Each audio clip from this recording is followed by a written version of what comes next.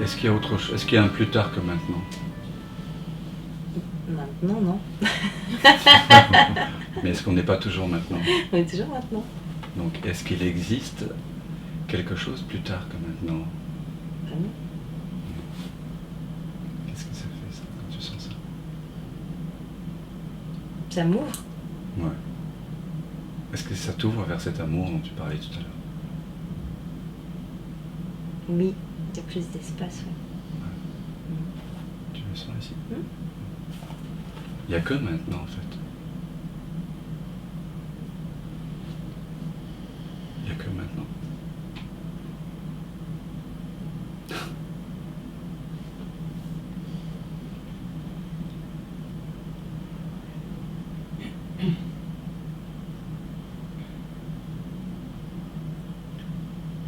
Vous voyez, j'ai découvert ça à l'âge de 7 ans, le jour de mon anniversaire. Je réfléchissais à ce que c'était que d'avoir un an de plus. Et j'étais en train de jouer dans la cour à Copenhague, et tout d'un coup, je me suis dit, mais qu'est-ce que ça veut dire d'avoir un an de plus? Ça ne veut rien dire. Le maintenant de maintenant, c'est ça qui compte. Dans un an, oui, j'aurai 8 ans, mais ce sera le même maintenant. Ça, pour moi, c'est s'éveiller à sa vraie nature. Après, j'ai oublié. Mais je me suis ressouvenu de plein de moments comme ça, où la grâce de la présence avait fissuré mon mode de perception duel. Et alors, quand on sent qu'il n'y a que le maintenant, on sent une joie indescriptible. Parce qu'il n'y a plus de place pour les pensées d'anticipation ou récapitulative. Il y a une puissance, je trouve, extraordinaire. Et tu parlais d'amour.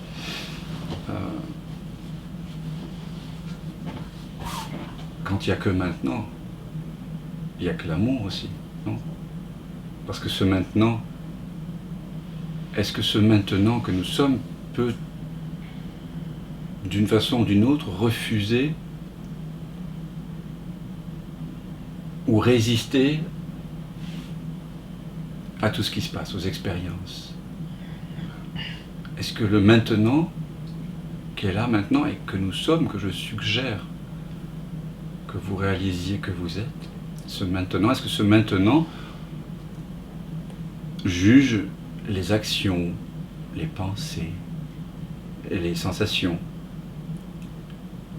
Est-ce que cette présence atemporelle a en elle-même une façon de censurer la réalité? Est-ce qu'elle la juge bien ou mauvaise?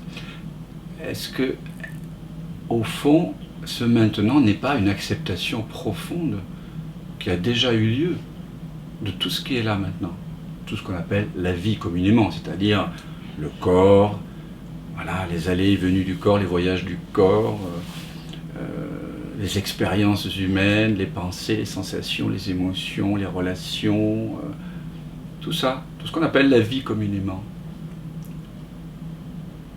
Si cette vie se déroule toujours dans le même maintenant, et que je découvre, et vous pouvez le découvrir en chacun de vous maintenant, que vous êtes ce maintenant,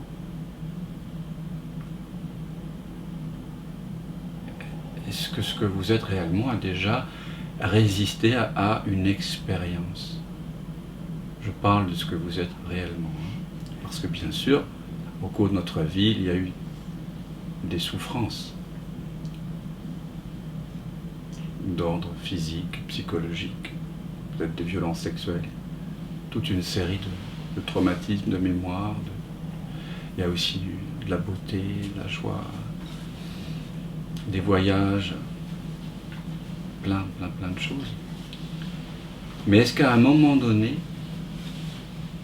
ce que vous êtes réellement a dit non à quoi que ce soit? C'est ça la question que je pose ici.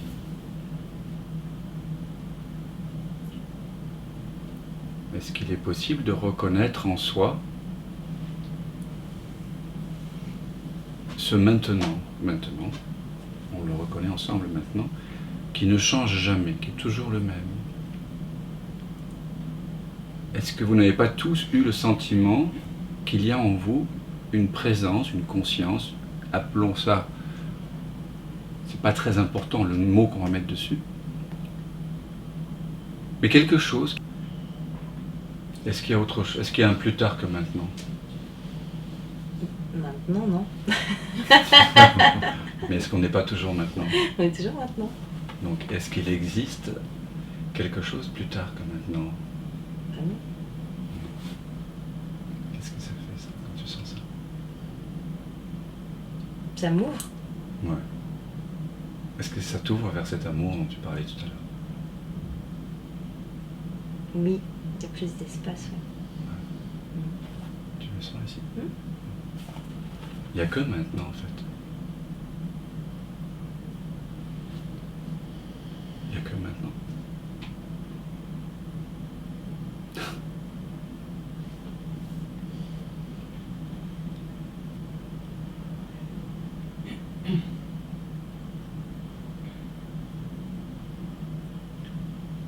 Vous voyez, j'ai découvert ça à l'âge de 7 ans, le jour de mon anniversaire.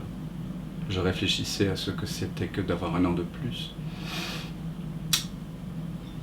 Et j'étais en train de jouer dans la cour à Copenhague, et tout d'un coup, je me suis dit, mais qu'est-ce que ça veut dire d'avoir un an de plus? Ça ne veut rien dire. Le maintenant de maintenant, c'est ça qui compte. Dans un an, oui, j'aurai 8 ans, mais ce sera le même maintenant. Ça, pour moi, c'est s'éveiller à sa vraie nature. Après, j'ai oublié. Mais je me suis ressouvenu de plein de moments comme ça, où la grâce de la présence avait fissuré mon mode de perception duel. Et alors, quand on sent qu'il n'y a que le maintenant, on sent une joie indescriptible. Parce qu'il n'y a plus de place pour les pensées d'anticipation ou récapitulative. Il y a une puissance, je trouve, extraordinaire. Et tu parlais d'amour.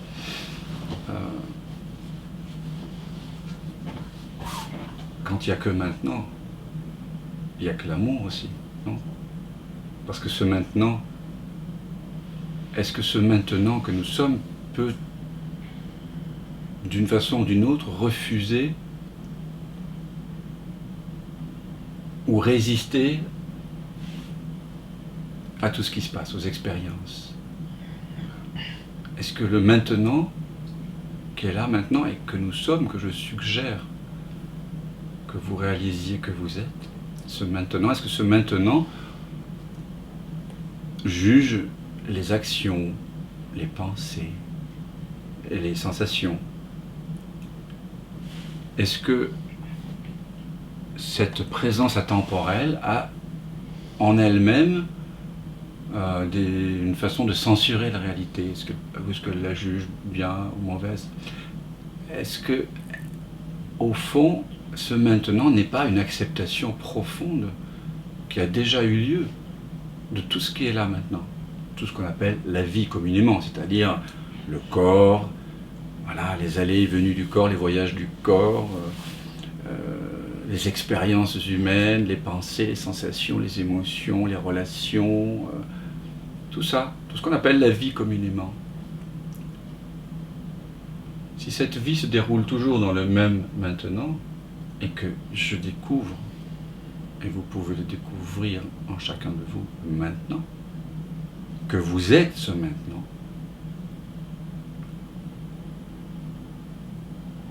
est-ce que ce que vous êtes réellement a déjà résisté à une expérience? Je parle de ce que vous êtes réellement. Parce que bien sûr, au cours de notre vie, il y a eu des souffrances d'ordre physique, psychologique, peut-être des violences sexuelles. toute une série de traumatismes, de mémoires. Il y a aussi de la beauté, de la joie, des voyages, plein de choses. Mais est-ce qu'à un moment donné, ce que vous êtes réellement a dit non à quoi que ce soit? C'est ça la question que je pose ici.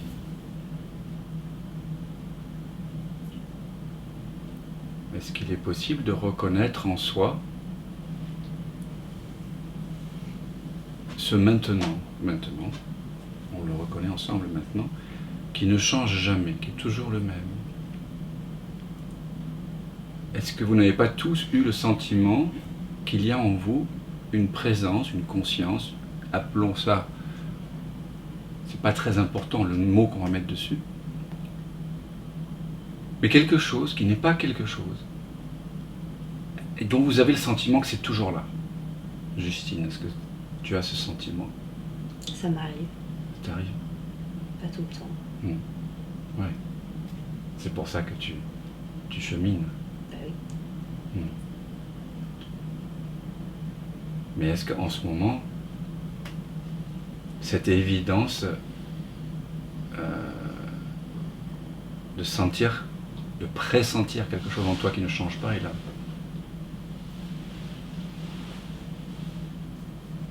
Oui. Ouais. Et pour toi, Philippe? Ce pressentiment de quelque chose qui ne change pas. Tu as quel âge, Philippe? 49 ans. Quelque chose qui était là quand on avait 45, 40, 35, 30, 25, 20, 18, 10, 5, 3, 2, 1. Oui, comme quelque chose qui accompagne éternellement. C'est ça. Oui. Tout simplement. Oui. Chacun va mettre des mots différents dessus. Ça me frappe maintenant parce que ma mère me disait souvent quand j'étais adolescent et un peu plus tard aussi, dans ma vie de jeune homme, elle dit, tu sais, je vieillis, je prends de l'âge, etc. Mais à l'intérieur, je suis toujours la même. Et ça me frappe d'autant plus que vraiment, elle est assez réticente en apparence, hein, tout ce que je peux, pas réticente, mais disons que voilà, elle n'a aucune recherche spirituelle en tant que telle. Et la remise en question de qui elle est, c'est-à-dire pour qui elle se prend, la personne, n'est pas vraiment intervenue dans sa vie. Donc, on pourrait dire que c'est une personne qui n'a pas de recherche en tant que telle. Et pourtant, en exprimant cela, ça m'avait frappé. Parce qu'évidemment, moi aussi, quand j'ai entendu ça, j'étais pas dans une recherche spirituelle claire à ce moment-là. Et ça a résonné. Tout simplement, je pense que pratiquement la plupart des êtres sur cette terre pourraient s'accorder pour dire qu'il y a quelque chose en moi qui ne change pas. Vous voyez, cette intuition toute simple. Sans parler de non-dualité, sans parler de spiritualité, tout ça. Juste, il y a quelque chose en moi qui ne change pas.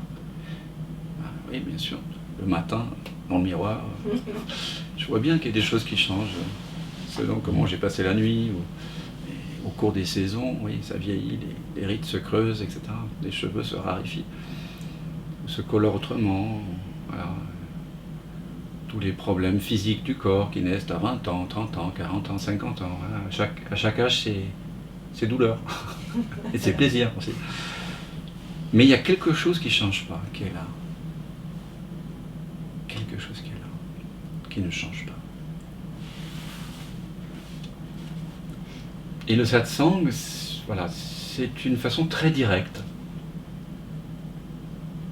de pointer vers ce qui ne change pas et de le découvrir en soi-même.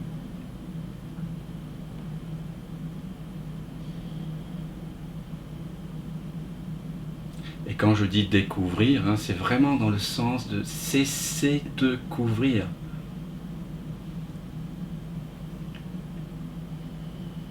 C'est tellement là, c'est tellement évident que l'évidence même nous cache l'évidence, si on peut dire. Un peu comme quand on a des lunettes sur son nez, hein, et qu'on dit ouais, on est un peu agité. Tiens, t'as pas vu mes lunettes là voilà, c'est du même ordre. Ah, mais elles sont là. Ah oui, elles sont là. Ah oui, c'est déjà là. Mais oui, bien sûr, il y a déjà en moi ce pressentiment de quelque chose qui ne change jamais. Mais oui. Ah, j'étais juste pris dans le film là. Oh là là, fou, là, je viens d'avoir une dispute là avec l'autre là, ou là je viens de. Oh non, il fallait que je change les billets de train là, parce qu'avec les grèves et tout. Et puis tout d'un coup, ouais, la paix, elle est là.